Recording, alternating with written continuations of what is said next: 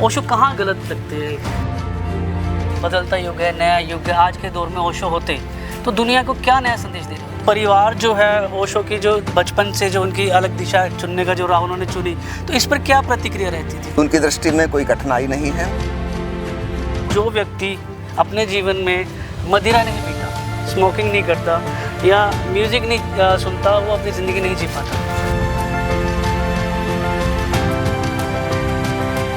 अपने स्वयं ओशो से अपने जीवन में क्या बड़ा संदेश दिया? धर्म और राजनीति दोनों एक साथ दिखते हैं, तो ऐसे में ओशो की धर्म से परे की सोच को आप कैसे देखते हैं? दोनों एक ही थाली के चट्टे बट्टे हैं। उनका कुल काम है लोगों पे कब्जा जमाना। जीवन है, ये उत्सव है, समस्या नहीं है। तो आज के वक्त में इस वाक्य में कैसे जी सकते हैं?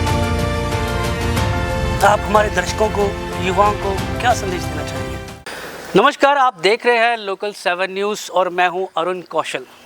आज हमारे साथ एक ऐसी हस्ती हैं जिन्होंने ओशो के संदेश को समझा ही नहीं बल्कि जिया है। जी हाँ, मैं बात कर रहा हूँ ओशो के छोटे भाई, उनके अनुज स्वामी शैलेंद्र सरस्वती जी। आपका बहुत बहुत स्वागत है हमारे शो में। नमस्कार, आपका भी स्वागत है इस आश्रम में।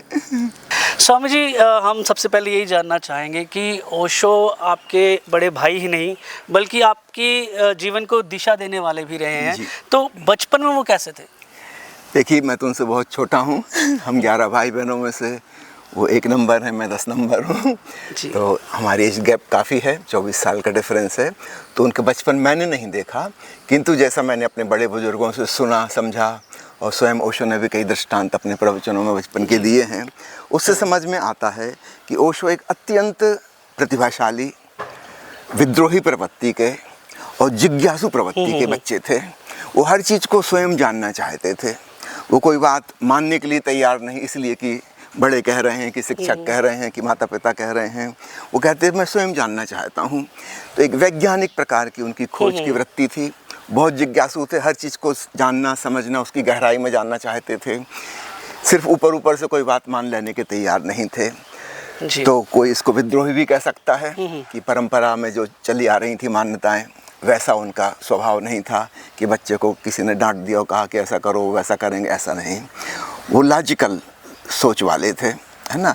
आप कारण बताइए क्यों? हाँ, वो कारण बता रहे हैं उन्होंने ऐसा क्यों किया या क्यों नहीं किया, उनके पास उसके लॉजिक हैं, तर्क हैं। तो एक छोटे बच्चे में इस प्रकार की प्रतिभा होना एक विरल बात है, अनोखी बात है। तो तब से क्या ये आभास था कि ओशो जो है एक अलग राह या अलग दिशा चुनेंगे? यह बिल्कुल स्पष्ट था, क्योंकि उनकी सोच बिल्कुल भिन्न थी। वो हर चीज़ को बहुत तर्क संगत ढंग से समझना चाहते थे, जानना चाहते थे। तो परिवार के लोगों को यह बात बचपन में ही समझ में आ गई कि यह बच्चा जो कह रहा है अथवा कर रहा है वह सही है। हमारी जो परंपरा चली आ रही थी उसमें कुछ भूल चूक थी, उसमें गलती थी। तो यह स्पष्ट हो गया था कि यह सामान्य बच्चा नहीं है, कुछ अलौकिक प्रतिभा इसके पास है और यह निश्चित ही एक भिन्न दिशा लेगा। सामान्य जैसे हम जीते हैं कि पढ़ाई लिखाई कर ली, घर गृहस्थी जमा ली, शादी ब्याह हो गया, बच्चे हो गए, ये ऐसा जीवन नहीं जीने वाला। यह बात बहुत पहले से स्पष्ट हो गई थी कि ये अपने रंग ढंग से, अपनी विवेक से अपनी ज़िंदगी जिएंगे, दूसरों के कहने से नहीं, समाज में जो प्रचलित है उस ढंग से नहीं। तो परिवार जो है ओशो की जो बचपन से जो उनकी अलग दिशा चुनने का जो राह उन्होंने चुनी, तो इस पर क्या प्रतिक्रिया रहती थी? देखिए, आरंभ में तो विरोध रहता था, है ना, कि स्वाभाविक है, अगर पिता की बात पुत्र ना माने तो पिता नाराज होगा, है ना। माँ की बात ना माने अथवा शिक्षक की बात ना माने तो शिक्षक नाराज होंगे। लेकिन एक उनका दूसरा रूप भी था। एक तो उनका विद्रोही रिबेलियस नेचर है ना, लेकिन साथ साथ में भी अत्यंत प्रेमपूर्ण और आदरपूर्ण है, सबका सम्मान करते हैं। तो वो पक्ष भी दिखाई देता था कि यह बच्चा जो कह रहा है या कर रहा है वो हमारे विरोध में नहीं है, बल्कि हम में कुछ गलती थी हमारी सोच विचार में, ये उसको सुधारने का प्रयत्न कर रहा है। उसका लगाव, जैसे एक सर्जन है वो सर्जरी करता है तो पेशेंट के विरोध में नहीं है। यद्यपि पेशेंट को थोड़ी तकलीफ होगी, है ना, आपका दांत सड़ गया और डेंटिस्ट उसको उखाड़ रहा है तो तकलीफ तो होगी, लेकिन हम जानते हैं कि डेंटिस्ट हमको बड़ी तकलीफ से मुक्त करने के लिए ऐसा कर रहा है, छोटी तकलीफ दे रहा है। तो धीरे धीरे परिवार के लोगों को यह बात समझ में आने लगी कि ओशो जो कह रहे हैं वही सही है, माना कि हमको कष्ट होता है क्योंकि हमारी धारणाओं पे चोट पड़ती है। जी जी जी। है ना, हम जिस भगवान की मूर्ति को पूज रहे थे पता चलता है कि वो भगवान ही नहीं है, ये मूर्ति की पूजा बिल्कुल व्यर्थ है, तो चोट तो लगेगी, हमारी धारणा टूटती है। पर यह भी समझ में आता है कि यह जो कह रहा है उसमें प्रेम है, करुणा है, हमारे विकास के लिए, हमारे मंगल और कल्याण के लिए कह रहा है। तो आरंभिक विरोध था, धीरे धीरे वह विरोध समाप्त होता चला गया। जैसे जैसे यह समझ में आने लगी कि ओशो जो कह रहे हैं वही सही है, इसी में हमारा मंगल है, सारे जगत का मंगल इसमें होगा, कल्याण होगा, तो फिर विरोध समाप्त हो गया। और आपको पता ही होगा कि मेरे माता पिता ने ओशो से दीक्षा ली, उनके शिष्य बने। तो शिष्य कोई कब बनता है? जब वो भली भांति समझ जाता है कि ये सही है, गलती है अगर कहीं मुझ में है और मुझे अपने आप को चेंज करना है, इसके अनुसार होना है। मेरे चाचा चाची संन्यास्त हुए, मेरी नानी ओशो की प्रथम शिष्या, ओशो कहते हैं मेरी प्रथम शिष्या हैं। मेरे सारे भाई, सारी बहनें, मेरे जीजा जी, मेरी भाभियाँ, भतीजे, भांजे, बहुत बड़ा परिवार हमारा, सब लोग ओशो के शिष्य बने। इससे पता चलता है कि ओशो का प्रेम, उनकी करुणा वो हमें समझ में आती थी। ठीक है, ऊपर ऊपर से वो विरोध कर रहे हैं, परंपरा का खंडन कर रहे हैं, हमारे विचारों को गलत कह रहे हैं, लेकिन इसके पीछे करुणा की भावना छिपी है, कोई क्रोध की भावना नहीं है। यानी खंडन करने में उन्हें मज़ा नहीं आ रहा है, लेकिन ये ज़रूरी है ना। डेंटिस्ट को दांत उखाड़ने में मज़ा नहीं आ रहा है, लेकिन हमारी भलाई इसमें है, इसलिए वो उखाड़ रहा है। जी। ओशो एक अपने वाक्य में कहते भी थे कि जो जीवन है ये उत्सव है, समस्या नहीं है। तो आज का जो दौर चल रहा है, तनावपूर्ण दौर है, लोग ज़्यादा डिप्रेशन में रहते हैं, तो आज के वक्त में इस वाक्य में कैसे जी सकते हैं? यह वाक्य सदा सदा के लिए एक सनातन सत्य है, अतीत में भी सत्य था, आज भी सत्य है, भविष्य में भी रहेगा। हमारी परंपराएं हमसे कहती हैं कि जीवन बहुत गंभीर बात है, पिछले जन्मों के दुष्कर्मों का दंड है जो हम भुगतने आए हैं। ईसाई तो मानते हैं कि पहले स्त्री पुरुष आदम और ईव ने जो अपराध किया था परमात्मा के खिलाफ, उसकी सज़ा उनकी संतान भुगत रही है आज भी, और कोई मसीहा आएगा वो हमारी रक्षा करेगा, हमें बचाएगा। ये सारी बातें अत्यंत काल्पनिक और गंभीरता पैदा करने वाली, इन्हीं की वजह से डिप्रेशन पैदा होता है। ओशो कह रहे हैं जीवन एक खेल है, एक आनंद है, एक उत्सव है, ये प्रभु का दिया हुआ सुंदर उपहार है, इसका सम्मान करना सीखो। और जिनको हम कठिनाई कहते हैं उसको कठिनाई नहीं बल्कि चुनौती कहो। It is not a problem to be solved, it is a challenge. Challenge हमारे विकास के लिए आता है ताकि हम और विकसित हो सकें। तो ओशो की दृष्टि बिल्कुल अलग है, बहुत पॉजिटिव ढंग से वो सब चीज़ों को देखते हैं और वैसा ही हमें देखना सिखाते हैं।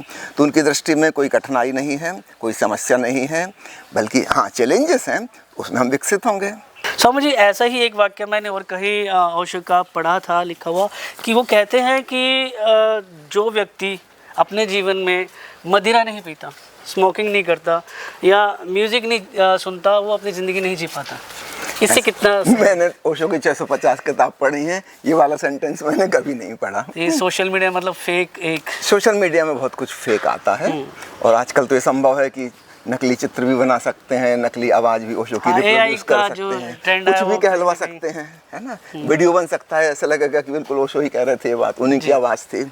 तो आजकल बहुत कुछ फेक चल रहा है। ओशो ने ऐसा कहीं नहीं कहा जो आपने जिक्र ये किया है। जो है गलत है, जो प्रचार प्रसार हो रहा है सोशल मीडिया के माध्यम में इन शब्दों का, वो कहीं ना कहीं गलत है। एक जो कई लोग हैं वो ओशो को बहुचर्चित और एक अलग सोच के विचारक के रूप में देखते हैं। आपको क्या लगता है ओशो कहाँ गलत लगते हैं? देखिए, पहली चीज़ आपने विचारक शब्द उपयोग किया। ओशो विचारक नहीं है। वो जब ध्यान में डूबते हैं तो निर्विचार हो जाता है मन, यानी मन बचता ही नहीं। तो मन में जो भी शिक्षाएं थी, संस्कार थे, कंडीशनिंग थी, वो सब गायब हो जाती हैं। केवल शुद्ध चैतन्य रह जाता है, only consciousness, there is no mind, है ना। Mind is made of thoughts. तो थॉट्स जब रहते ही नहीं, उसमें जो अनुभव होता है फिर उसको वो व्यक्त करते हैं जो उन्होंने अपने भीतर के शून्य में, मौन में जाना। तो निश्चित रूप से लोग जो उन्हें विचारक समझते हैं, यहीं पे बहुत बड़ी भ्रांति हो गई। वो विचारक नहीं है। बुद्ध और महावीर को हम विचारक नहीं कहते, दार्शनिक कहते हैं। शंकर को, कबीर को, नानक को हम विचारक नहीं कहते। उन्होंने कुछ सोच विचार के हमको नहीं बताया। कबीर साहब तो पढ़े लिखे नहीं थे, सोच विचार क्या करते। उन्होंने जो बताया वो अपने भीतर जान के बताया है। और वह जानना घटित तब होता है जब निर्विचार सजगता, ध्यान की स्थिति बन जाती है। तो निर्विचार में जो जाना, उसे जब बाहर व्यक्त करेंगे तो निश्चित रूप से भाषा और शब्द और विचारों को उपयोग करना पड़ेगा। यहाँ से ही कन्फ्यूजन खड़ा होता है। हम विचार के तल पे जी रहे हैं और कोई व्यक्ति जो विचारों से पार जा चुका, वो हमें जो बात बताएगा वो हमें कभी जमेगी नहीं। हम तुलना करेंगे अपने विचारों से, अपनी किताबों से, अपने शास्त्रों सिद्धांतों से, उससे मैच नहीं करेगी वह बात, क्योंकि उसने निर्विचार होकर जाना है सत्य को। आज तक जिसने भी परम सत्य को, परमात्मा को जाना, उसने निर्विचार जागरण में जाना, थॉटलेस अवेयरनेस। तो निश्चित रूप से हम जिनको विचार कह रहे हैं उनसे हमारी धारणाएं बनी, विश्वास बने, मान्यताएं बनी, उनसे मैचिंग नहीं बैठेगी तो ऐसा व्यक्ति विवादास्पद हो जाएगा, बहुचर्चित हो जाएगा कि किस दुनिया की बात कर रहे हैं, किस शास्त्र में, किस ग्रंथ में ऐसा लिखा है। वो कहेंगे किसी शास्त्र में नहीं लिखा, मैं अपने भीतर से जान के तुम्हें बता रहा हूँ। तो इसलिए ऐसे व्यक्ति हमेशा बहुचर्चित रहेंगे, विवादास्पद होंगे, लोगों को पसंद नहीं आएगी उनकी बात, क्योंकि उनको लगेगी बिल्कुल नई बात बता रहे हैं जी, है ना। स्वामी जी, अगर आपकी माने तो अगर आज के दौर में बदलता युग है, नया युग है, आज के दौर में ओशो होते तो दुनिया को क्या नया संदेश दे रहे होते? नया संदेश ये देते कि अब धीरे धीरे यंत्र जो है मनुष्य के कार्य को विस्थापित कर रहा है। पहले मशीनें आ गई, मनुष्य के मस्कुलर पावर का कुछ उपयोग नहीं बचा, सब काम मशीनें करने लगी। अब AI आ रही है, रोबोट्स आ रहे हैं, धीरे धीरे मनुष्य बिल्कुल खाली हो जाएगा, उसे कोई काम नहीं करना पड़ेगा। और ये परम सौभाग्य की घड़ी होगी कि हम आराम से जी सकेंगे, कोई श्रम का बोझ हमारे ऊपर नहीं होगा, कोई तनाव नहीं होगा, क्योंकि सारी चीज़ें मशीन कर लेगी, रोबोट कर लेंगे, हमसे बेहतर, हमसे कई गुना ज़्यादा अच्छा जी। एक AI जितना अच्छा फंक्शन करती है, इतना अच्छा तो हमारा दिमाग फंक्शन नहीं कर सकता। तो धीरे धीरे मनुष्य श्रम मुक्त हो जाएगा, आराम से जी सकेगा। और यह बड़े महासौभाग्य की बात होगी कि हम ध्यान में डूब सकते हैं, हम प्रेम भाव से जी सकते हैं, हम प्रार्थना में डूब सकते हैं, हम परमात्मा को जान सकते हैं, हम समाधिस्थ हो सकते हैं। जब तक मनुष्य के ऊपर श्रम का बोझ है, वो कहता मुझे फुर्सत कहाँ, पहले रोजी रोटी तो कमा लूँ, पहले घर तो बना लूँ, पहले ये व्यवस्था कर लूँ, वो कर लूँ। पहली बार आने वाले भविष्य में मनुष्य सब प्रकार की बाहरी जिम्मेवारियों से मुक्त हो जाएगा, ये सब काम मशीन संभाल लेगी, रोबोट्स करने लगेंगे। और तब हमारे पास पर्याप्त समय होगा, ऊर्जा होगी, हमारी ऊर्जा कुछ तो करेगी ना। अब वो अंतर्मुखी होगी, अपने भीतर ध्यान में डूब सकेगी। तो इस युग को ओशो एक बहुत ही क्रांतिकारी युग देखते, जहाँ की अध्यात्म बहुत सरल हो जाएगा, व्यापक हो जाएगा, दुनिया में हजारों लोग कर सकेंगे। अतीत में हम देखें, भगवान राम सम्राट हैं, भगवान कृष्ण राजा हैं, बुद्ध और महावीर राजाओं के बेटे हैं, राजकुमार हैं। ये सब लोग जो बहुत धनाढ्यता में जिए, सुख सुविधाओं में जिए, इनके ऊपर कोई श्रम नहीं का बोझ नहीं था, और इसलिए ये अध्यात्म में डूब सके, है ना। अगर एक सामान्य गरीब आदमी बेचारा अपनी रोजी रोटी नहीं इकट्ठी कर पा रहा, बच्चों का पालन पोषण जिसके लिए मुश्किल है, शिक्षा दिलाना मुश्किल है, वो कभी सोच ही नहीं पाता कि मैं अपने भीतर डूब के परमात्मा को जानूं। इसकी फुर्सत ही नहीं मिलती, समय ही नहीं मिलता। तो हम देखते हैं अतीत में जितने भी लोग हुए हैं अध्यात्म में अग्रणी, उनमें से अधिकांश लोग राज परिवार से आते हैं। जैनों के 24 तीर्थंकर राजपुत्र हैं, ये कोई आश्चर्य की बात नहीं है। राजा जनक महाज्ञानी हुए, आत्मज्ञानी, वे भी राजा थे, क्योंकि समय था, सुविधा थी, फुर्सत थी, है ना। काम कोई अन्य लोग कर रहे थे। ये अच्छा, सिर्फ धर्म के बारे में ही नहीं, कला के बारे में हम देखें, कला में वही व्यक्ति डूब पाएगा जिसके पास पर्याप्त समय है, फुर्सत है ना, ऊर्जा है ना। वही चित्रकार हो सकता है, वही संगीतकार हो सकता है, वही नृत्य सीख सकता है। जो सामान्य चीज़ों में उलझा हुआ है वो तो कुछ कर ही नहीं पाएगा, ये है ना। इसी प्रकार हम देखते हैं विज्ञान के क्षेत्र में, वे लोग जिनको विश्राम पूर्ण होने की सुविधा थी, वे ही अच्छे आविष्कारक बने, है ना, क्योंकि फुर्सत में है, कुछ नई चीज़ सोच सकते हैं, कर सकते हैं, सुविधा है उनके पास। तो इस प्रकार हम देखते हैं कि अध्यात्म में भी वही लोग डूब पाते हैं गहराई से, ध्यान में, समाधि में, जिनके पास फुर्सत हो। और आने वाला समय बड़े फुर्सत का समय होगा। जी स्वामी जी, अगर मैं बात करूं, आपने स्वयं ओशो से अपने जीवन में क्या बड़ा संदेश लिया? सबसे बड़ा संदेश यही सीखा कि जो खोजने योग्य है शांति और आनंद का खजाना, वह बाहर कहीं नहीं, हमारे भीतर ही छिपा है। हम अक्सर शांति को, आनंद को बाहर खोजते हैं। कोई सोचता है खूब धन हो जाए तो शांति मिल जाएगी, पर आज तक तो ऐसा नहीं हुआ। बहुत लोगों के पास बहुत धन है, शांति तो नहीं है। जी। कोई सोचता है कि बड़ा ज्ञान इकट्ठा कर लूँ, ऊंची ऊंची डिग्रियां हासिल कर लूँ तो मज़ा आ जाएगा। ऊंची ऊंची डिग्रियां हासिल करने से सिरदर्द जरूर हो सकता है, शांति नहीं मिलेगी, कोई आनंद नहीं मिलेगा। सोचते हैं घर गृहस्थी बसा लें, हमारे मित्रगण हो, परिचित हों, लोग मुझे जाने, मेरी नाम यश प्रतिष्ठा हो। आपने देखा कभी कोई प्रतिष्ठित व्यक्ति आनंदित हो गया? नहीं हो सकता। इच्छाएं कभी खत्म नहीं होती। तो सामान्यतः हम यही सोचते हैं कि बाहर से हम कुछ कर लेंगे, फिर जब हम धर्म में उत्सुक होते हैं तब भी वही हम सोचते हैं बाहर का ही। हमारा मंदिर भी बाहर है, हमारा भगवान भी बाहर है, आकाश में कहीं सात आसमानों के पार स्वर्ण सिंहासन पर बैठा है, वह भी बाहर है। शास्त्र बाहर हैं, सिद्धांत बाहर हैं, ग्रंथ बाहर हैं, प्रार्थनाएं बाहर हैं, सब कुछ बाहर है। जब इन सब से कोई थक जाता है तब वह व्यक्ति अंतर्मुखी होता है। उसे लगता है कि मैं अपने भीतर भी तो तलाशूं, एक जगह रह गई जहाँ खोज नहीं की। और आश्चर्य की बात है, जो भी भीतर ध्यान में डूबता है, अंतर यात्रा करता है, उसे वह शांति का खजाना निश्चित रूप से मिल जाता है। तो ओशो की सबसे बड़ी देन है कि उन्होंने बाकी सारी प्रपंचों से, भ्रांतियों से बचा लिया और सीधा अपने भीतर डूबने का संदेश दिया। जी स्वामी जी, ध्यान और जीवन के संतुलन में, इन दोनों में आप किस तरीके का रिश्ता देखते हैं? बहुत घनिष्ठ रिश्ता है। ध्यान का मतलब है होशपूर्ण होना, संवेदनशील होना, to be more aware, more alert. और जीवन क्या है?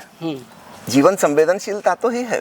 यहाँ ये पौधा लगा है, इसको हम कहते हैं जीवंत है, इसमें संवेदनशीलता है ना। ये फूल शाम को खिले थे, कल सफ़ेद रंग के थे, अभी सूरज निकलने पर धीरे धीरे सब लाल हो जाएंगे। शाम को जो नए खिलेंगे वो लाल होंगे। तो जीवन में परिवर्तन है, संवेदनशीलता। ये धूप के प्रति सेंसिटिव है, जी जी, है ना, संवेदनशीलता उसमें है। ये लोहे का दरवाजा है, लोहे को हम कहते हैं जड़ वस्तु, क्यों? उसमें कोई संवेदना नहीं है। इसका मतलब जितनी अधिक संवेदना होगी उतना ही हमारे भीतर जीवंतता प्रगाढ़ होगी। तो जब हम ध्यानपूर्ण होंगे, ज़्यादा होशपूर्ण होंगे, we will become more and more sensitive, that means more and more alive, है ना। जितनी सेंसिटिविटी खत्म हो जाती है उतनी जड़ वस्तु हो जाती है वो, है ना। तो जीवन में और ध्यान में, इन दोनों में एक गहन संतुलन है। ये दोनों एक दूसरे को बढ़ाते हैं। जितनी अलाइवनेस होगी हम उतनी ज़्यादा सेंसिटिव होंगे, जागरूक होंगे, और जितने जागरूक होंगे उतने ही ज़्यादा हम अलाइव होंगे। तो ये सच पूछो तो दो बातें अलग अलग ही नहीं हैं, हम इसको एक ही शब्द कह सकते हैं। Aliveness means sensitivity to be aware, है ना। ये पत्थर जो है सोया हुआ है, जागा हुआ नहीं है, है ना। इसको हम जड़ वस्तु कहते हैं, उसमें जीवन नहीं है। हम में जीवन है, हम क्योंकि हम जागरूक हैं, हम संवेदनशील हैं, है ना। तो जीवन और होश, है ना, ये दोनों चीज़ें पर्यायवाची हैं। जितना ज़्यादा होश उतना ज़्यादा जीवन। जी स्वामी जी, आपको क्या लगता है कि ओशो के विचारों को आगे लेके जाना एक जिम्मेदारी नहीं, एक साधना बन गया है आपके? जी नहीं, ना तो ये जिम्मेवारी है, it is very serious word, I don't like to use it, और ना ही ये साधना है। साधना भी बड़ा गंभीर शब्द है ना, जैसे हम कुछ महान कार्य कर रहे हैं। मेरे लिए यह एक आनंद की बात है, एक खुशी की बात है ना। मेरे भीतर जो घटित हुआ है ओशो की कृपा से, वह मैं शेयर कर पा रहा हूँ। यह मेरा आनंद है, मेरा उत्सव है। I am celebrating my life in this way, है ना। तो मैं किसी पे कोई उपकार नहीं कर रहा हूँ, परोपकार नहीं कर रहा हूँ। हाँ, निश्चित रूप से मुझे कुछ हुआ है जो अत्यंत आह्लादकारी है, और मैं चाहूँगा कि सबको वह हासिल हो जाए। तो वही मैं कर रहा हूँ। जिसको ऐसा ना समझें कि जैसे ईसाई मिशनरी ईसाई धर्म का प्रचार प्रसार करते हैं कि मैं उस प्रकार का कोई मिशनरी हूँ, ओशो की बात को फैला रहा हूँ। नहीं, इससे प्रचार प्रसार भी नहीं है, ये कोई मिशन भी नहीं है। इसमें ना तो साधना है और ना ही कोई कर्तव्य या रिस्पॉन्सिबिलिटी, उत्तरदायित्व की भावना है। एक सहज चीज़ है, जैसे फूल खिलता है तो उससे सुवास उड़ती है। अब फूल किसी की खातिर ऐसा नहीं कर रहा है। हाँ, ये सौभाग्य की बात है, कोई वहाँ से गुजरेगा और संवेदनशील होगा तो उसको खुशबू का मज़ा आएगा, लेकिन फूल उसके लिए नहीं कर रहा था, फूल से बस सहज रूप से प्रवाहित हो रही थी। ठीक ऐसे ही ओशो के वजह से मेरे जीवन में जो क्रांति हुई, परम शांति का अनुभव हुआ, उसकी सुगंध चारों तरफ बिखर रही है। इसको कोई काम जैसा मत समझिए, ये कोई जिम्मेवारी नहीं है और ये कोई साधना भी नहीं है ना। मुझे ज़रा गंभीर शब्दों से परहेज है। जी जी। स्वामी जी, आज जैसे धर्म और राजनीति दोनों एक साथ दिखते हैं, तो ऐसे में ओशो की धर्म से परे की सोच को आप कैसे देखते हैं? बहुत ही महत्वपूर्ण नई बात ओशो ने कही। मैं धर्म नहीं, धार्मिकता सिखाता हूँ। I teach religiousness not religion. हम जिन्हें धर्म समझते हैं वे तथाकथित राजनीति के ही एक रूप हैं, और इसलिए इन दोनों में बड़ा साँठ-गाँठ हमें दिखाई पड़ती है, क्योंकि दोनों एक ही थाली के चट्टे बट्टे हैं। उनका कुल काम है लोगों पे कब्जा जमाना, अपनी भीड़ इकट्ठी करना, अपने अनुयायियों की गिनती बढ़ाना। अब उसको वे अनुयायी कहते हैं, वो उसको वोटर कहते हैं, बात वही की वही है ना, ताकि वो ज़्यादा शक्तिशाली हो जाएं, ज़्यादा मजबूत हो जाएं। दूसरे को नीचे दिखाना है, उसको ख़त्म करना है। राजनीतिक भी वही सोचते हैं, धार्मिक लोग भी वही सोचते हैं कि दूसरे धर्म वाले ख़त्म हो जाएं, हमारा धर्म बढ़ जाए। ठीक वही पॉलिटिकल सोचते हैं। दोनों की अप्रोच बिल्कुल एक सी है। ओशो कहते हैं इन धर्मों में धर्म की आत्मा नहीं है, ये एक संस्था है, एक संगठन है। धर्म होता है बिल्कुल निजी, व्यक्तिगत। जैसे प्रेम व्यक्तिगत होता है, किसी युवक को किसी युवती से प्रेम हो गया, ये किसी संगठन का हिस्सा नहीं हो सकता। हम प्रेम की संस्था नहीं बना सकते, बिल्कुल निजी बात है, निजी अनुभव है, उसे अपने भीतर से ही आता है। इसको हम जोर ज़बरदस्ती से पैदा भी नहीं कर सकते कि हम फोर्स करें कि तुम फलाने से प्रेम करो, ऐसा नहीं हो सकता। होगा तो होगा, नहीं होगा तो नहीं होगा। तो ठीक इसी प्रकार जिसे ओशो धार्मिकता कहते हैं, वह पूरे अस्तित्व से, परमात्मा से प्रेम का नाम है।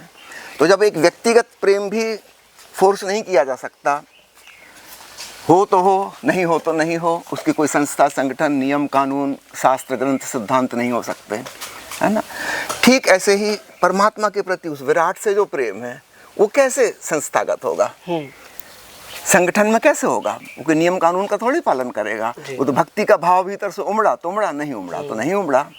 तो ओशो जिसे धार्मिकता कहते हैं, वह बिल्कुल ही निजी बात है, व्यक्तिगत, है ना। मुझे महसूस होगा तो मैं आपको बता भी नहीं सकता, दे भी नहीं सकता, ना। कविगण कितनी कविताएं लिखते हैं प्रेम की, लेकिन क्या वास्तव में प्रेम उजागर हो पाता है उन शब्दों में? कभी नहीं हो पाता।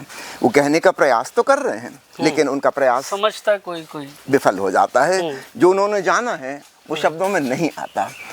तो जैसे कि प्रेम का संगठन नहीं हो सकता, संस्थाएं नहीं हो सकती, शास्त्र और सिद्धांत नहीं हो सकते, बिल्कुल स्वतंत्र है वह। ठीक ऐसे ही परमात्मा के प्रति प्रेम, जिसको हम ध्यान कहते हैं, भक्ति कहते हैं, वह भी बिल्कुल स्वतंत्र बात है। तो संस्था, संगठन जहाँ है वहाँ अर्थनीति होगी, राजनीति होगी, वहाँ ये वाला प्रेम नहीं हो सकता। वो तो घृणा पर ही खड़े हैं, उनकी जो बुनियाद है वो घृणा है, प्रेम नहीं है, है ना। एक धर्म वाला कह रहा है कि दूसरा धर्म जो है ये गलत है, ये लोग पापी हैं, इनको नष्ट करना है, ख़त्म करना है। धर्मों की आप कहानी उठा के पढ़िए, किसी भी देश का, किसी भी जाति का इतिहास, सिवाय दंगा फसाद, मार काट, खून खराबा, युद्ध, इसके अलावा उन्होंने कुछ नहीं किया। बातें ऊंची ऊंची करते हैं कि वसुधैव कुटुंबकम, लेकिन होता है ठीक उल्टा, है ना। मार काट होती है, क्योंकि वो घृणा पे खड़े हैं, प्रेम पर नहीं। ओशो जिस धार्मिकता की बात कहते हैं, वो हृदय में प्रेम का स्फुरण है, बल्कि प्रेम का और बड़ा रूप है श्रद्धा, उससे भी बड़ा रूप है भक्ति, पराभक्ति, सर्वत्र के, सबके प्रति प्रेम, समष्टि से प्रेम। तो इसका कोई संगठन नहीं बना सकता। घृणा के संगठन बनते हैं। हमारे देश की अपनी फौज है, वो एक संगठित प्रयास है, हम दूसरे पर हमला कर सकें, दूसरे से बचाव कर सकें। घृणा के संगठन है, हम खून खराबा करने के लिए लोगों को तैयार कर सकते हैं, है ना। प्रेम के लिए ऐसा तैयारी नहीं हो सकते, वो बिल्कुल निजी बात है, वो किसी के निर्देश पे नहीं होता। तो ओशो जिस धार्मिकता की बात करते हैं, वह तथाकथित धर्मों से बिल्कुल अलग है। ऐसा कह लें, वह धर्म की असली आत्मा है, और वह आत्मा इन तथाकथित संगठनों में खो गई है। अब दूसरी बात आपने पूछी है राजनीति, जिसको हम राजनीति कहते हैं। ज़रा गौर से झांकना, नीति शब्द केवल लिखने में है उसमें सिर्फ अनीति ही अनीति, अनीति ही अनीति है। जितनी अनीति राजनीति में, इतनी दुनिया में अन्य किसी चीज़ में नहीं है। भगवान जाने किसने उसको नाम दिया है राजनीति। तो ओशो ने इस संबंध में भी बहुत महत्वपूर्ण कल्पनाएं दी हैं कि क्या किया जा सकता है, कैसे इससे छुटकारा पाएं। धर्मों से तो लोग धीरे धीरे छुटकारा पा रहे हैं। जैसे जैसे आदमी शिक्षित होता जा रहा है, वैज्ञानिक चिंतन मनन पैदा होता जा रहा है, दुनिया में अमीरी संपन्नता बढ़ती जा रही है, वैसे वैसे धर्मों से छुटकारा होता जा रहा है। बर्ट्रैंड रसेल जैसे नोबेल प्राइज विनर ने किताब लिखी है, why I am not a Christian, मैं ईसाई क्यों नहीं हूँ, और उसने तर्क दिए हैं उस पूरी किताब में, और उसके एक तर्क को कोई नहीं काट सकता। तो जो भी बुद्धिमान है वो तो धर्मों के शिकंजे से बाहर निकलता आ रहा है। तथा कथित कम बुद्धि वाले लोग अथवा गरीब लोग जो कष्टों में हैं, तकलीफ़ों में हैं, और वे धर्म के साथ सांत्वना को जोड़े हुए हैं कि कोई उनको आशीर्वाद दे दे, उनके लड़के की नौकरी लग जाए, कि कोई उनकी बेटी का विवाह करा दे, कुछ जादू मंत्र दे दे, कुछ मंत्र जाप कर लें, पैसा कमा लें। वो गरीब लोग हैं, असहाय लोग हैं, जो कोई सहारा ढूंढ रहे हैं, और उनको झूठा सहारा देने वाले धर्मगुरु मिल जाएंगे, महात्मा मिल जाएंगे कि हाँ हमारे आशीर्वाद से तुम्हारी बीमारी ठीक हो जाएगी। तो ये आशीर्वाद से ठीक नहीं होती, इलाज से ठीक होती है ना। तो झूठी सांत्वना की जिनको तलाश है, जो झूठा सहारा ढूंढ रहे हैं, भयभीत हैं, डरे हुए हैं, बस वही लोग धर्म की फोल्ड में हैं। समझदार व्यक्ति, साहसी व्यक्ति, बुद्धिमान व्यक्ति तो उसके बाहर हो चुका। आप नेटवर्क निकालिए, कितने लोग नास्तिक हैं। 50% दुनिया तो नास्तिक हो चुके। दो बड़े बड़े देश, चीन और सोवियत रूस, दो सबसे बड़े बड़े देश, पूरे के पूरे 100% नास्तिक हो चुके। तो धीरे धीरे धर्मों की जकड़ से हम बाहर निकल रहे हैं। धर्मों ने हमको बहुत बांध कर रखा था लंबे समय तक, और उनकी पकड़ ढीली पड़ रही है। राजनीति का शिकंजा अभी भी बहुत तगड़ा है, और इसके बाहर निकलने के ओशो ने 2-3 उपाय बताए हैं। थोड़ा विस्तार में जाऊंगा मैं, आप ये वाली बात पूरी हो जाए ताकि, है ना। ओशो ने बताया है कि डेमोक्रेसी की जगह मेरिटोक्रेसी होनी चाहिए। गणतंत्र नहीं बल्कि गुणतंत्र। मेरिट के आधार पर लोग चुने जाएं। इसलिए नहीं कि वो अच्छा नारा लगा लेते हैं और लोगों को भड़का देते हैं, नहीं। मेरिट, आपकी मेरिट क्या है, कि योग्यता क्या है ना। जो व्यक्ति लंबे समय से किसी मेडिकल कॉलेज का डीन रह चुका है, प्राचार्य रह चुका है, और बड़ी अस्पताल का मैनेजमेंट करना जिसको आता है, स्वयं विशेषज्ञ है, ऐसा व्यक्ति ही स्वास्थ्य मंत्री के लिए चुनाव का फॉर्म भर सकता है। और उसको वोट देने वाले भी मेरिट वाले चाहिए। हर कोई वोट नहीं डालेगा, कम से कम ग्रेजुएट डॉक्टर्स ही वोट डाल सकते हैं, क्योंकि उन्हें ही अपने फील्ड का पता है कि कौन अच्छा कौन बुरा है ना। जी जी जी। तो काश ऐसा व्यक्ति स्वास्थ्य मंत्री बन सके जो डॉक्टरों के द्वारा चुना गया है और उनमें सर्वाधिक प्रतिभाशाली है, जिसकी कुछ कंट्रीब्यूशन है मेडिकल साइंस में। ऐसे व्यक्ति को चुना जाएगा तो निश्चित रूप से देश दुनिया का स्वास्थ्य में बहुत सुधार हो सकेगा। अभी तो कोई भी बन जा रहा है स्वास्थ्य मंत्री, कोई भी बन जा रहा है शिक्षा मंत्री, हो सकता है वो अंगूठा छाप हो, खुद भी नहीं पढ़े लिखे, मगर देश की शिक्षा कैसी होगी ये वो तय कर रहे हैं। ये बड़ी ही दुर्भाग्य की बात है। ओशो कहते हैं गणतंत्र नहीं, ये भीड़ तंत्र है, ये भीड़ के रिप्रेजेंटेटिव हैं। तो पहली बात ओशो कहते हैं मेरिटोक्रेसी होने चाहिए। हर फील्ड के जो विशेषज्ञ हैं उस क्षेत्र में जिन्होंने कुछ बहुत बड़ा कंट्रीब्यूशन किया है, केवल वही चुनाव लड़ने के अधिकारी होंगे, और वोट डालने का अधिकार केवल उस क्षेत्र के लोग होंगे, हर कोई नहीं होगा। शिक्षा मंत्री चुनना है तो मिनिमम प्रोफेसर की डिग्री होनी चाहिए, वो वोट डालेगा।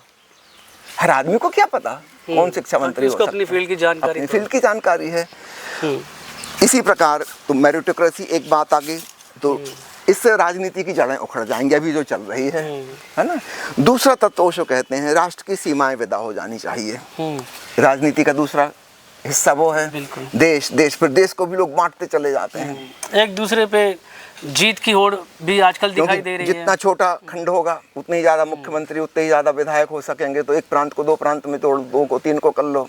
राजनीति सिर्फ तोड़ने का काम करती है। ओशो कहते हैं नहीं, जोड़ने का काम करना है। सीमाएं होनी नहीं चाहिए। हमें देश की भी सीमाएं हटा देनी चाहिए। एक राष्ट्र विहीन एक मनुष्य, एक धरती है हमारी, धरती माता हम कहते हैं। हम माता के टुकड़े टुकड़े कैसे कर सकते हैं?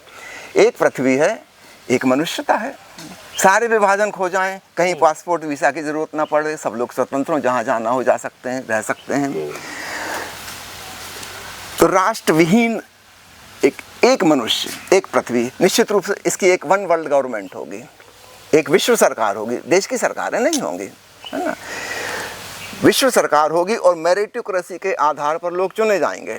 तब जो व्यवस्था बनेगी वो बहुत ही सुंदर खूबसूरत होगी, उससे जन कल्याण हो सकेगा, सबका मंगल हो सकेगा। अभी तो राजनीति कल्याण और मंगल कर ही नहीं सकती, है ना, क्योंकि वो तो टुकड़ों टुकड़ों पे आधारित है। जरूरी हो रहा है। इसके बाद एक बात और ओशो ने जोड़ी है, वह भी बहुत महत्वपूर्ण है और मैं मेंशन करना चाहूँगा। वो ये कि विज्ञान जो है वो अमीरों का अथवा राजनेताओं का गुलाम बन गया है।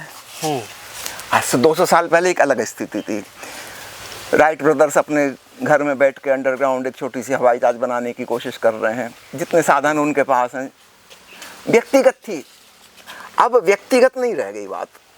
अब कोई आपको साइंटिफिक इन्वेंशन करना है तो बहुत बड़ा एस्टेब्लिशमेंट चाहिए, अकेले से नहीं होगा। करोड़ों डॉलर का इन्वेस्टमेंट चाहिए, 150 उसमें काम करने वाले लोग चाहिए, क्योंकि बड़ा प्रोजेक्ट है। तो ये प्रोजेक्ट कोई एक व्यक्ति अब नहीं कर सकता। तो आज से 100 साल पहले तक इंडिविजुअल वैज्ञानिक हुआ करते थे, और उन्होंने जो भी कार्य किया उससे जनता का भला हुआ, मंगल हुआ। अब एक दूसरा फेज आया कि जब अनुसंधान इतने महंगे हो गए कि व्यक्ति कर ही नहीं सकता, उसको किसी पर निर्भर होना होगा। तो दो ही सत्ताएं हैं, या तो राजनेता सपोर्ट करें, सरकार मदद करे, या फिर अमीर पूंजीपति हैं वो मदद करें। ये लोग मदद तभी करेंगे जब वैज्ञानिक इनके निर्देश पर चलेगा। तो अमीर को कोई मतलब नहीं है, उसको और धन कमाना है, वो वैज्ञानिकों को उस दिशा में लगाएगा कि उसकी धन संपत्ति कैसे बढ़े। राजनेताओं को सिर्फ वेपन्स बनवाना है और ख़तरनाक हथियार कैसे बन जाएं, ये उसकी चिंता है बस। मैं दो छोटे छोटे उदाहरणों से अपनी बात समझाना चाहूँगा। एक अल्बर्ट आइंस्टीन का उदाहरण ले लें। जर्मनी में पैदा हुआ था, लेकिन वहाँ यहूदियों को मारा जा रहा था हिटलर के द्वारा, वो भी यहूदी था, इसलिए वो किसी प्रकार अपनी जान बचा के अमेरिका पहुँचा। अमेरिका में जाकर उसने सरकार से विनती की कि परमाणु बम बनाए जा सकते हैं जो बहुत घातक हथियार होंगे, और सरकार ने तुरंत उसके लिए सारी फैसिलिटी अवेलेबल करा दी। जो भी तुम्हें चाहिए बोलो, क्या चाहिए, ये बम अमेरिका में बनना चाहिए ताकि हम हिटलर को हरा सकें, जर्मनी और जापान को ध्वस्त कर सकें। जब बम बन के तैयार हुआ तब तक सेकेंड वर्ल्ड वार इस स्थिति में पहुंच गया था कि 8-10 दिन में समाप्त होने वाला था। जो भी सैन्य विशेषज्ञ हैं वो कह रहे थे कि अब 10-12 दिन से ऊपर नहीं चलेगा यह युद्ध। उस समय आइंस्टीन ने पत्र लिखा प्रेसिडेंट को कि परमाणु हथियारों का उपयोग ना किया जाए, क्योंकि उनकी अब कोई ज़रूरत नहीं है। अब कौन सुनने वाला आइंस्टीन की, भाड़ में जाए आइंस्टीन, उसका पत्र भी कोई नहीं पढ़ने वाला। अब तो सरकार देखना चाहती कि हमने जो नई चीज़ बनाई है इतनी महंगी, यह कितनी कारगर है, और बिना ज़रूरत के हिरोशिमा और नागासाकी पे बम फोड़े गए बेवजह है, कोई ज़रूरत नहीं थी। वो तो युद्ध हार ही रहे थे, 8-10 दिन में हार जाते, लेकिन उनको तो अपनी ताकत आजमानी थी कि परमाणु बम वास्तव में है कितना शक्तिशाली। आइंस्टीन का उन्होंने शोषण किया, उसकी प्रतिभा का, बम बनवाया उससे, फिर उसकी बात मानेंगे नहीं। मगर एक दूसरा उदाहरण देता हूँ किस प्रकार अमीर लोग अपने फ़ायदे के लिए वैज्ञानिकों का दुरुपयोग कर रहे हैं। आज से करीब 10 साल पहले इंग्लैंड की एक इंटरनेशनल फार्मेसी कंपनी ने एक नई दवा खोजी डायबिटीज़ की, और निश्चित रूप से वह दवा अन्य पुरानी दवाइयों के तुलना में बहुत ज़्यादा इफेक्टिव थी ब्लड शुगर कम करने में। खूब बिकी, खूब महंगी थी वो दवाई, 3 साल खूब बिकी। 3 साल के बाद एक वैज्ञानिक उस कंपनी से रिटायर हुआ, और उसने कहा कि अब अपने बुढ़ापे में मैं सत्य बात बता देना चाहता हूँ। उसने प्रेस कॉन्फ्रेंस बुलाई और सबके सामने उसने उजागर किया कि ये जो दवाई है इसका एक साइड इफ़ेक्ट है हार्ट फेल्यूर, हृदय खराब हो जाएगा। यह बात छुपा ली गई है उस कंपनी ने, क्योंकि अगर ये बता दें सबको तो कोई वो डायबिटीज़ के लिए दवाई लेगा ही नहीं। डायबिटीज़ तो छोटी बीमारी, हार्ट फेल्यूर तो उससे भी बड़ी बीमारी है। यह बात छुपा ली गई है, यद्यपि क्लिनिकल रिसर्च के दौरान ही यह बात पता चल गई थी कि इसका ये तगड़ा साइड इफ़ेक्ट है। उस वैज्ञानिक ने बाहर आकर सबको यह बात बता दी, खोजबीन की गई, वो सारे पुराने कागजात दस्तावेज मिल गए कि यह बात तो 3 साल 4 साल पहले ही पता थी इनको, लेकिन इसको उन्होंने साइड इफ़ेक्ट में कहीं नहीं गिनाया। और तब सारी दुनिया में बड़ा शोरगुल मच गया। कोई 20,000 लोग इस बीच में हार्ट फेल्यूर से मर चुके थे, और करीब 12,000 लोग जो जिंदा थे हार्ट फेल्यूर से सफ़र कर रहे थे, उन्होंने केस मुकदमे दायर किए, और उन सबको भुगतान करना पड़ा उस कंपनी को, बहुत बड़ा अमाउंट। अब देखिए, वैज्ञानिक अनुसंधान कर रहा है, लेकिन वैज्ञानिक की बात मानी नहीं जा रही। जो अमीर पूंजीपति है वो अपना लाभ, अपना फ़ायदा देखेगा। तो ये मैं कह रहा हूँ कि विज्ञान गुलाम बन गया है अमीरों का और राजनेताओं का। इससे कैसे छुटकारा हो? ओशो ने एक बहुत सुंदर सुझाव दिया है कि जैसे एक संस्था बने, इंटरनेशनल, अंतर्राष्ट्रीय विश्व अकादमी वैज्ञानिकों की, वर्ल्ड एकेडमी ऑफ साइंटिस्ट, उसमें दुनिया भर के साइंटिस्ट हों, और इनको दुनिया के सभी नागरिक फाइनेंशियल सपोर्ट करें। जैसे हम अपनी सरकार को टैक्स देते हैं, उसका एक छोटा हिस्सा, समझो 1%, हम उस संस्था को टैक्स दें, तो सारी दुनिया से जब इनको सपोर्ट मिलेगा फाइनेंशियल, तब ये इंडिपेंडेंट हो सकेंगे, और तब वैज्ञानिक सही निर्णय कर सकेगा कि क्या हमें खोज करनी है और क्या हमें नहीं करनी है। निश्चित रूप से उस संस्था के वैज्ञानिक जनता के खिलाफ नहीं जा सकेंगे, जीवन के खिलाफ नहीं जा सकेंगे। वे वही काम करेंगे जो सबके हित में हो, सबका मंगल जिसमें हो, क्योंकि अब वो किसी राजनेता के गुलाम नहीं हैं, वो किसी अमीर की नौकरी नहीं कर रहे हैं, वो अपने विवेक से जिएंगे। तो ओशो ने एक बहुत ही नया आइडिया दिया, विज्ञान को गुलामी से बाहर निकालने के लिए सारी मनुष्य जाति उसको सपोर्ट करे, और यह बिल्कुल संभव है, तब वैज्ञानिक स्वतंत्र रूप से वही करेगा जो दुनिया के हित में है। तो ये 3 बातें मोटी मोटी अगर हम पकड़ लें, मेरिटोक्रेसी, 1 अर्थ, 1 ह्यूमैनिटी, 1 वर्ल्ड गवर्नमेंट, और तीसरी वर्ल्ड एकेडमी ऑफ साइंटिस्ट। याद रखिएगा, राजनेताओं के पास अपनी कोई ताकत नहीं है। अगर वैज्ञानिक उनके नीचे से निकल गया बाहर, उनके हाथ से बाहर, तो क्या करेंगे? 2 प्रधानमंत्री लड़ लो आपस में, 2 देश के, कुश्ती कर लो, और क्या करोगे जी। वो तो वैज्ञानिक पीछे है, उसकी सपोर्ट है, ताकत उसकी है, और दुरुपयोग करने वाले ये लोग हैं जी। ये दुर्घटना समाप्त हो जाएगी। तो ओशो ने बहुत ही महत्वपूर्ण सुझाव दिया है कि कैसे हम राजनीतिकों के चंगुल से बाहर निकलें। धर्मों के चंगुल से तो धीरे धीरे निकल ही रहे हैं। जी स्वामी जी, सोशल मीडिया के इस दौर में ओशो की गहराई को ट्रेंड बनने से कैसे बचाया जा सकता है? जैसे मैंने पहले भी आपसे जिक्र किया था कि सोशल मीडिया बहुत चलता है कि ओशो कहते हैं जिन्होंने मदिरा का सेवन नहीं किया, धूम्रपान नहीं किया, सिगरेट नहीं पी, या कुछ ऐसी चीज़ें जो नहीं आई थिंक बोल सकते हो, उनका प्रचार भी हो रहा है। तो कैसे इन चीज़ों से बचाया जा सकता है? इसका एक उपाय बहुत सरल है, और वही मैं अपना रहा हूँ कि ओशो के सारे प्रवचन, सारी किताबें, सारे वीडियो फ्री ऑफ चार्ज उपलब्ध करा दिए जाएं, जो कि मैं कर चुका हूं, हमारी संस्था की तरफ से हो चुका है। सब चीज़ें लिंक पर उपलब्ध हैं। जब आप ओरिजिनल ओशो को सुन सकते हैं, पढ़ सकते हैं, और आप तुलना कर सकते हैं कि ये सोशल मीडिया में आया है, ये क्या बकवास लगा रखी है, ये तो ओशो ने कहीं कहा नहीं है।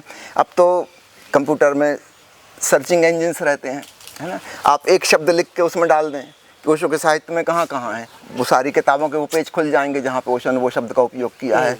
आप तुरंत फाइंड आउट कर सकते हैं कि ये वचन ओशो का है भी या नहीं, इसको प्रचारित किया जा रहा है जी।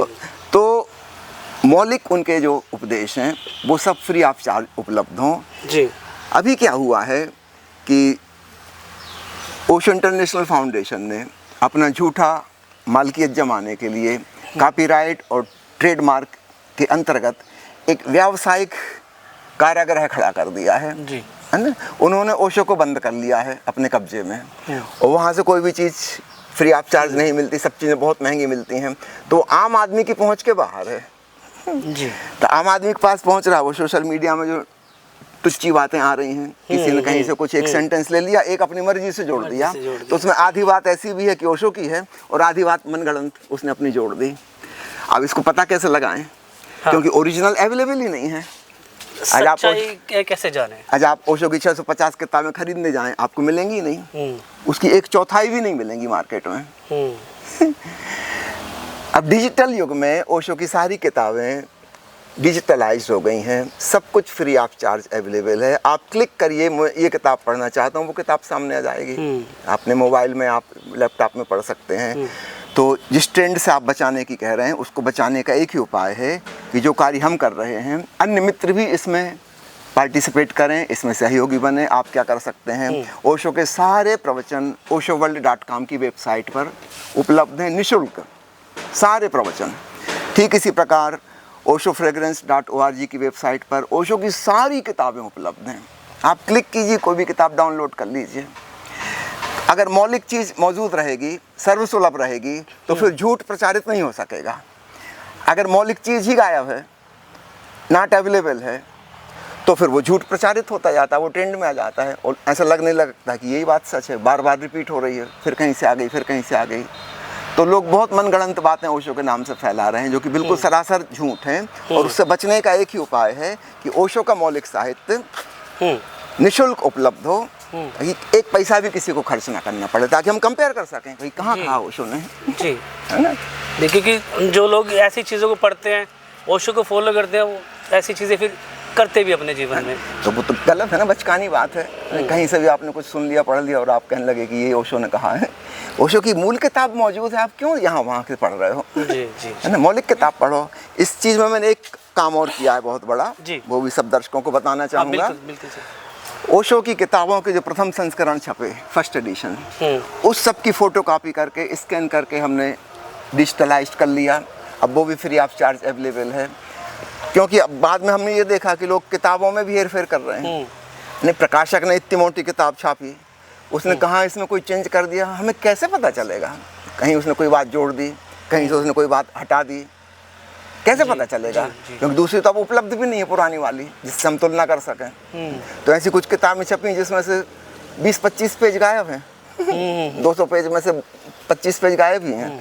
अब किसने ये कलाकारी कर दी है, उसके अपने स्वार्थ होंगे कुछ, है ना। तो इससे बचने के लिए एक ही उपाय है कि जो फर्स्ट एडिशन किताबें ओशो के रहते हुए प्रकाशित हुई थी, उनकी स्कैन इमेज हमारे पास हो। स्कैन इमेज में कोई परिवर्तन नहीं कर सकता, वो तो एज ए फोटोग्राफ है, उसको आप बदल नहीं सकते। तो हमारे पास तुलना करने के लिए हमेशा एक ठोस आधार है कि ओशो के रहते किताब में ये छपा था, अभी नया एडिशन आया इसमें ये छपा है, हम कम से कम तुलना तो कर सकते हैं, कहाँ हेर फेर कर दी, जी है ना। तो ये एक उपाय है। मैं चाहता हूँ यह खूब प्रचारित प्रसारित हो, ओशो के सारे सन्यासियों के पास, उनके प्रेमियों के पास ये फोल्डर हो अपने कंप्यूटर में, ताकि ज़रूरत पड़ने पर कोई भी चीज़ उस मौलिक किताब से तुलना कर सकते हैं, देख सकते हैं। जी स्वामी जी, ओशो से जुड़ा कोई ऐसा क्षण जो आज भी आपकी आत्मा में गूंजता हो? चलिए निश्चित ही, आइए बैठते हैं, बैठ के बात करते हैं। तो ये जानना ज़रूर चाहेंगे हम। जी,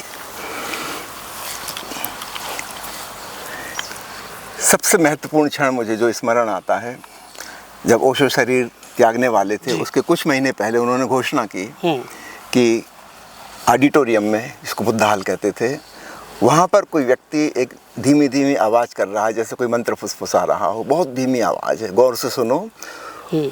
वह ध्वनि, ओशो ने कहा कि मेरे नाभि केंद्र पर चोट कर रही है और उससे मेरे प्राण निकल जाएंगे जी, मेरी मृत्यु हो जाएगी अगर वो करता रहा तो उस व्यक्ति को पकड़ो, उससे निवेदन करो कि यहाँ से वो जाए। अब ये बात बड़ी गहरी थी, है ना, और निश्चित रूप से उस समय हमारे भीतर भी तनाव पैदा हो गया, गंभीरता आ गई। उस व्यक्ति की खोजबीन कर रहे हैं। कुछ समय ऐसा हो गया कि हम ओशो की उपस्थिति में तो बैठे हैं, उस समय ओशो मौन बैठते थे, प्रवचन नहीं होता था, सिर्फ मौन बैठते थे 1 घंटा। पर हम ओशो की उपस्थिति को भी महसूस नहीं कर पा रहे थे, क्योंकि हमारा मन वहाँ लग गया कि कोई ओशो के प्राण लेने वाला है, तो कहाँ से वो आवाज़ आ रही है। हमको कोई आवाज़ सुनाई नहीं दी। हम खूब कोशिश की, हम जगह बदल बदल के भी बैठते थे, आज यहाँ बैठे, कल वहाँ बैठे, परसों वहाँ बैठे, 4-5 हज़ार लोग थे, लेकिन उसमें हम सफल नहीं हुए। इस बात का बड़ा दुख भी हुआ, एक हेल्पलेसनेस की अनुभूति आई कि हम कुछ कर नहीं पाए, वहाँ पे मौजूद थे, है ना। कोई 8 साल के बाद अचानक एक दिन मुझे और मेरी धर्मपत्नी, हम दोनों को ध्यान करने के पश्चात वह ध्वनि सुनाई पड़नी शुरू हुई जिसका ओशो जिक्र कर रहे थे। तब हम पूना में नहीं रह रहे थे, तब हम मध्य प्रदेश में नौकरी कर रहे थे, बिरला की हॉस्पिटल में।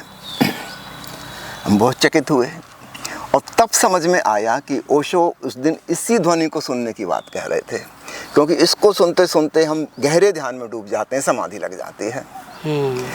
तो जिंदगी भर भी उन्होंने सिखाया था कि ध्यान में तुम सुनो, एक आवाज़ गूंज रही है, क्योंकि आपने गूंज शब्द उपयोग किया, है ना, तो वह चीज़ आज भी गूंज रही है, वह सदा सदा से गूंज रही थी और सदा सदा गूंजती रहेगी। वह है ओंकार की ध्वनि। उसको हम परमात्मा का पर्यायवाची कह सकते हैं, वह ईश्वर का स्वर है, उसे सुनना ही समस्त ध्यान विधियों का लक्ष्य है। तो ओशो ने एक डिवाइस की तरह वह बात फैलाई थी कि कोई मेरे प्राण हर रहा है। उनको तो पता ही था कि उन्हें कुछ दिन में विदा होना है, तो इस बहाने लोग सुने, ओंकार की ध्वनि को सुन पाएँ और समाधिस्थ हो पाएँ। तो उन्होंने वह प्रयोग किया था कि सामूहिक रूप से समाधिस्थ हो सकें लोग। तो मेरे जीवन में वह नहीं हो पाया उस समय, फिर 8 साल बाद जाके हमको वह बात पड़ी।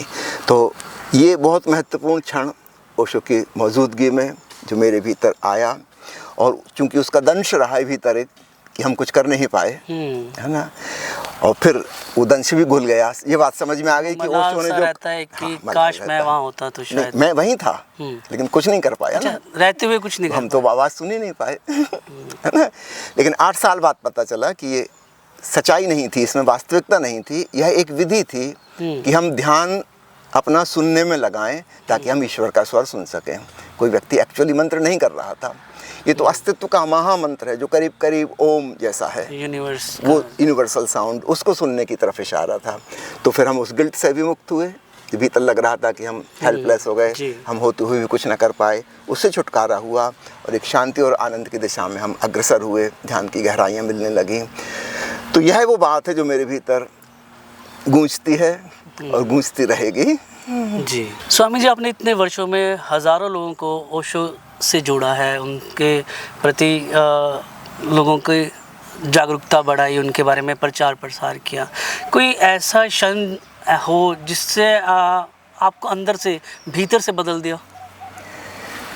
यह कार्य अपने आप में भीतर से परिवर्तन करने वाला है, रूपांतरण लाने वाला है। आरंभ में शायद मेरे मन में कुछ अपेक्षाएं थी, एक्सपेक्टेशन, है ना, कि मैं लोगों के लिए जो कर रहा हूँ उसके बदले में क्या हो, क्या मिले, है ना। धीरे धीरे वो एक्सपेक्टेशन मेरे टूटे, है ना। जी। मेरी अपेक्षाएं, मेरी उम्मीद, मेरी आशा लोगों से जो थी, है ना, उस पर चोट लगी बारंबार, है ना, कि मैं जिनके लिए भला करने जा रहा हूँ वे ही मेरा बुरा करने लगे, है ना। जिनके प्रति मैं मैत्री भाव से हाथ आगे बढ़ा रहा हूँ उनमें से कुछ लोग शत्रु हो गए। कोई कारण ही समझ में नहीं आता था इनको हुआ क्या, किस बात से नाराज़ हैं। ये बात धीरे धीरे धीरे बहुत क्लियर हुई कि मैं जो भी कहूँगा उससे बहुत लोग नाराज़ होंगे, बहुत लोग शत्रु बन जाएंगे। और आज कोई व्यक्ति मेरे पास कुछ सीखने भी आया है, कालांतर में मित्रता ही शत्रुता में परिवर्तित हो जाती है। तो मैं व्यक्तिगत दोष नहीं दूंगा कि फलाने व्यक्ति की उसने गलत किया, ऐसा प्रकृति का नियम है। देखिए अभी जमीन पे पीले पत्ते पड़े हुए हैं, सच बोलने वाले के हजारों शत्रु वैसे ही बन जाते हैं। जमीन पे सैकड़ों पीले पत्ते पड़े हैं, पतझड़ की शुरुआत हो रही, पेड़ों पे हरे पत्ते लगे हैं, हरा पत्ता ही पीला पत्ता बन जाता है जी। यानी हरा पत्ता और पीला पत्ता अलग अलग नहीं है, उसके ही फेज हैं। और फिर ये पीला पत्ता सड़गल के खाद बन जाएगा, फिर जड़ें उसको अवशोषित कर लेंगी, फिर वो नई कौपल बन के फिर हरा पत्ता बन जाएगा। तो जीवन की यह परिवर्तनशीलता मेरे को धीरे धीरे समझ में आई, है ना, कि जो अपने आप को मेरा शिष्य कह रहे हैं, बड़ा समर्पण भाव दिखा रहे हैं, मैत्री भाव दिखा रहे हैं, एक दिन यही मेरे शत्रु बन जाएंगे, है ना। ये मुझसे दुश्मनी करने लगेंगे, आज मेरी तारीफ कर रहे हैं, कल को गालियां देने लगेंगे, अपमानजनक बातें कहने लगेंगे, झूठी अफवाहें उड़ाने लगेंगे। ये वाला सत्य धीरे धीरे उजागर हुआ। तो इनिशियली मेरे मन में कुछ एक्सपेक्टेशन थे, वो नियम के खिलाफ थे, वो हो नहीं सकते थे पूरे। तो धीरे धीरे वो टूटे और जीवन का यथार्थ, जीवन का नियम समझ में आया कि मित्र और शत्रु दो अलग अलग व्यक्ति नहीं है। आज जिसे हम शत्रु कहते हैं ये भूतपूर्व मित्र है, और आज जो मित्र है ये कल का संभावित शत्रु है। तो भेद मन से हट गया, एक अद्वैत निर्द्वंद की भावना भीतर आ गई। और तब मेरे भीतर से वैसा भाव नहीं रहा कि कोई मेरा शिष्य बन रहा है, कि मैं दीक्षा दे रहा हूँ, कि मैं उसका गुरु हूँ, नहीं, वो वाली भावना बिल्कुल हट गई। हम मित्र हैं, बराबरी के तल पर हैं, है ना। ठीक है, आपको कुछ सीखना चाहते हैं मुझसे, वो मुझे पता है, वो बात मैं बता दूंगा, लेकिन इसके बदले में आप कैसा व्यवहार करो मुझसे उसकी कोई एक्सपेक्टेशन अब नहीं है, है ना। उम्मीद रखना बंद कर, वो उम्मीद नहीं है। तो अब मैं जो कर रहा हूँ अपने आनंद से कर रहा हूँ, है ना। आपने मेरी बात सुन ली, आपका बड़ा एहसान। अब मैं फीडबैक भी नहीं लूँगा कभी लौट के कि कैसा लगा आपको, अच्छा हुआ कि नहीं हुआ, परिणाम क्या आया, नहीं, नो फीडबैक। मुझे जो अच्छा लगता था मैंने कह दिया, आपको अच्छा लगा था आपने सुन लिया, अब आपकी आप जानो, अपने विवेक से आप अपनी ज़िंदगी जियो। मैं किसी को कोई निर्देश, ऑर्डर नहीं देता कि ऐसा करो कि वैसा करो। समझा रहा हूँ कि ऐसा ऐसा है, अब तुम्हें जो ठीक लगे, है ना, तुम्हारा निर्णय, तुम्हारी ज़िंदगी, तुम्हारी जिम्मेवारी, है ना। तो इस प्रकार से एक रूपांतरण मेरे भीतर हुआ। तो इनिशियल स्टेज में कुछ मन में अपेक्षाएं थी, कुछ एक्सपेक्टेशन थे, अपेक्षाएं थी, वो धीरे धीरे ड्रॉप हो गई। और अब मैं एक बहुत ही हल्के फुल्के ढंग से, जैसा कि मैं ऑलरेडी कह चुका हूँ, गैर गंभीर तरीके से इसको लेता हूँ। यह मेरी खुशी है, मेरा आनंद है, मैंने कुछ शेयर किया। दूसरा क्या करता है क्या नहीं करता है इसके बदले में उससे कोई लेना देना नहीं है, उसकी फिक्र भी नहीं करनी है, उसका ख्याल भी नहीं रखना है। तो एक नए प्रकार का संबंध लोगों के साथ शुरू हुआ। लाखों लोग जुड़ चुके हैं इन 25 सालों से। मैं 26 साल से काम कर रहा हूँ। नेपाल में शुरुआत की थी, फिर जापान में बहुत किया, फिर भारत आया, फिर विदेशों में अलग अलग देशों में गया। तो लाखों लोग जुड़े, ना तो कोई हिसाब किताब उनका है ना उनकी कोई फीडबैक अपने को लेनी है ना, क्योंकि फीडबैक का मतलब हम कुछ एक्सपेक्ट कर रहे हैं, है ना। नहीं, हमको जो उचित लगता था हमने कह दिया। अब वो व्यक्ति स्वतंत्र है, हम किसी को बंधन में नहीं बांध रहे हैं, है ना। किसी ने मुझसे माला पहन ली है और नया नाम ग्रहण कर लिया है तो मैं उसका मालिक नहीं बन गया हूँ, वो किसी प्रकार मेरे बंधन में नहीं है, है ना। वो अपना स्वतंत्र जीवन जिए। ये माला, नया नाम उसकी स्वतंत्रता की घोषणा है, मेरे प्रति गुलामी की नहीं, वो मेरा दास नहीं हो गया है ना। और ना ही मैंने कोई उसको ऑर्डर दिए हैं कि तुम ये करो और ये नहीं करो। वो अपने विवेक से जीने के लिए स्वतंत्र है। तो ये बिल्कुल नए प्रकार का एक संबंध शुरू हुआ, जिसको हम कहें एक मित्र के तल पर, है ना। पुरानी जो गुरु शिष्य की परंपरा आ रही थी वो समाप्त हो गई जी। एक्चुअली तो ओशो से ही समाप्त हो गई थी वो। ओशो के जीवन काल में अंतिम 1.5-2 वर्ष उन्होंने कहा था कि भगवान मैत्रेय बुद्ध का जो अवतार होने वाला था, उनकी चेतना उनके भीतर आई। उस समय ओशो ने अपना नाम भी बदल के मैत्रेय उसमें जोड़ लिया था, है ना।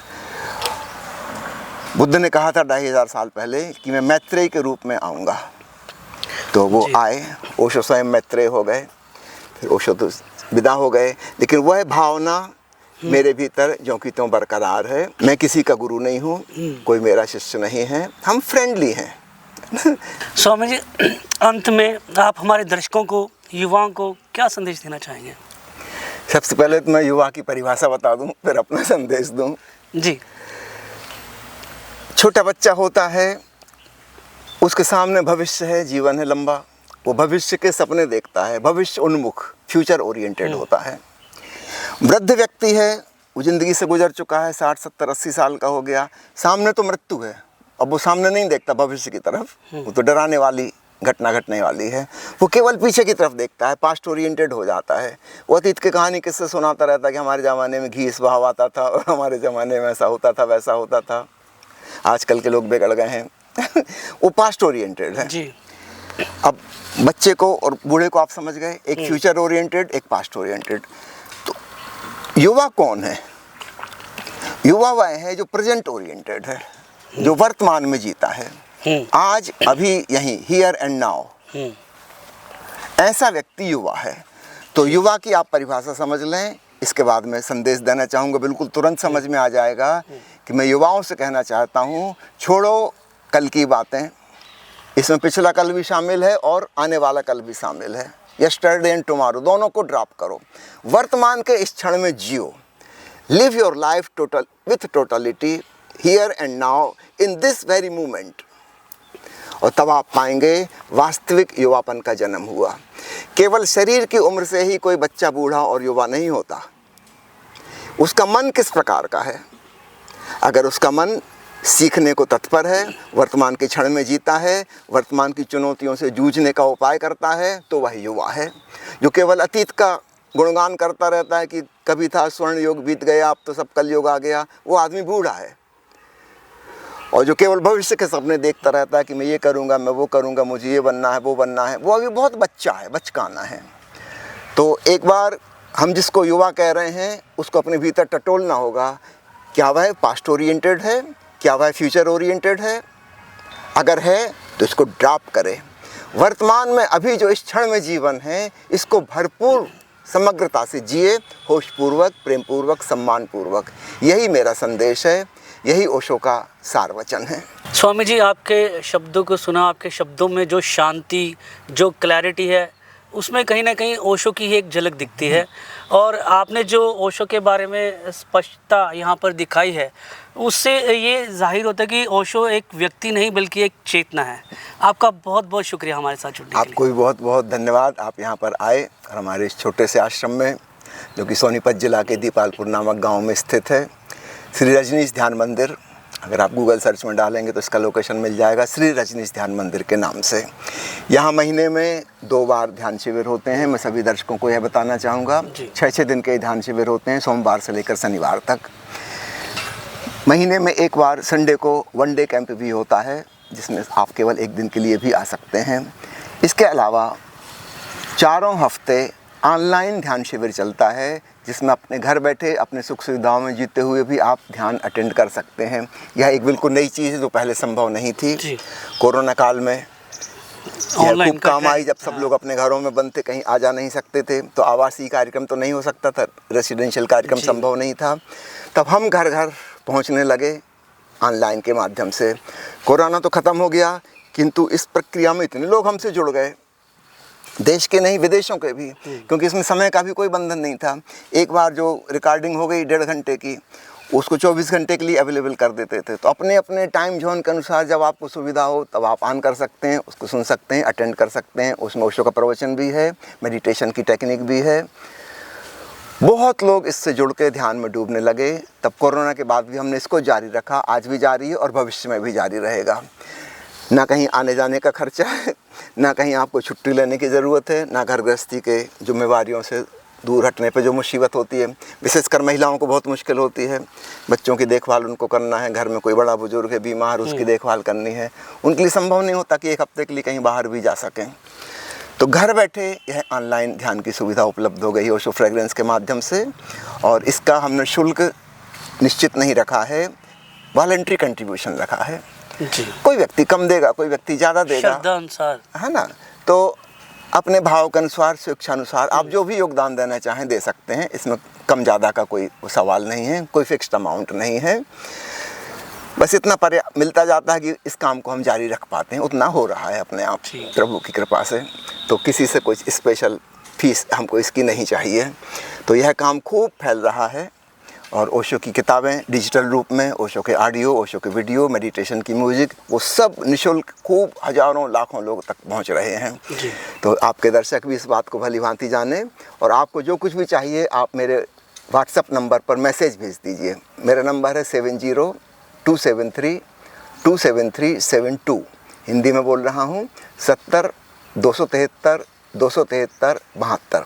हाँ, निवेदन है कि मुझे फ़ोन मत कीजिएगा, मैं फ़ोन नहीं सुनूंगा। और अगर कोई बार बार फ़ोन करेगा तो मैं उसको ब्लॉक कर दूँगा।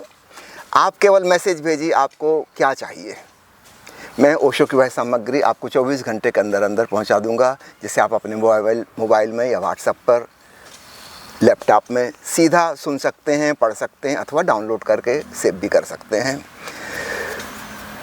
हज़रत मोहम्मद ने कभी कहा था कि प्यासों को ही कुएं तक आना पड़ता है, कुआं प्यासों तक नहीं जा सकता।